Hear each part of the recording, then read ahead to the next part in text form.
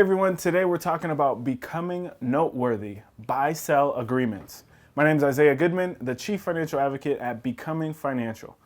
All right, what the heck is a buy-sell agreement? This is specifically for business owners or partners of business owners.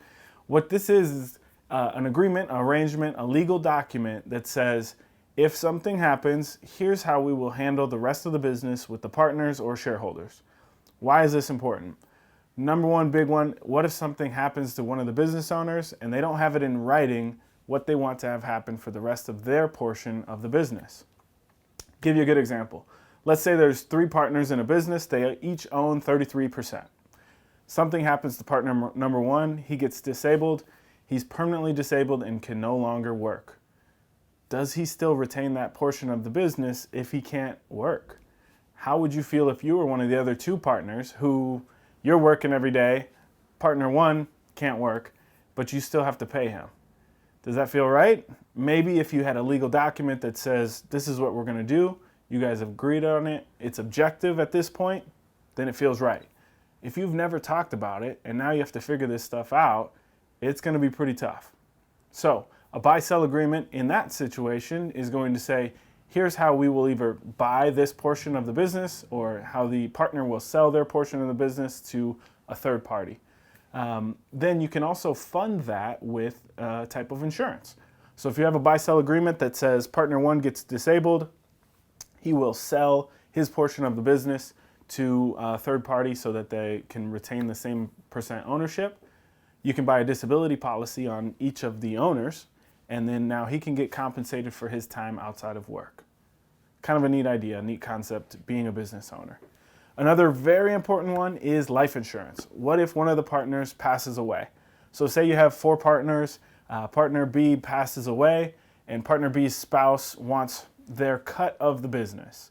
They say, hey, I know the business is worth $1 million, give me my $250,000 because we need it for our family.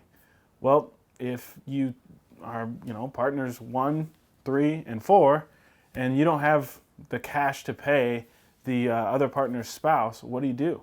That's where you have a buy-sell agreement. Everybody has life insurance on the other owners. You pay a small premium. Typically, you use term life insurance.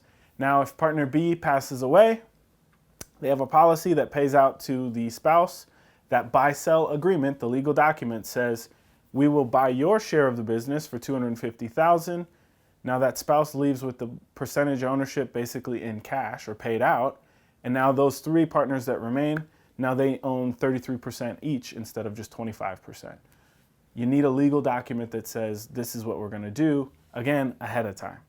The last thing is any other sort of weird circumstance. So you can think later in life like a long-term care event, similar to disability, but it's just different with age, right? So you have somebody that maybe they've gone through dementia or sort of some Alzheimer's disease. They can't remember. They're not as capable. Or they need nursing home care. You need some sort of a document that says, if this happens, here's what we're going to do with the business. Another big thing is divorce. In certain states, if you're a business owner or you create a business after marriage, the spouse is entitled to your 50% of your ownership.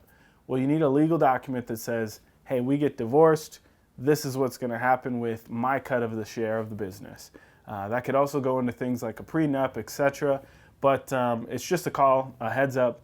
If you're going into partnership with business owners and other partners, you're going to want to get this buy-sell agreement set up and then some sort of an insurance or plan to protect it on the other side of things.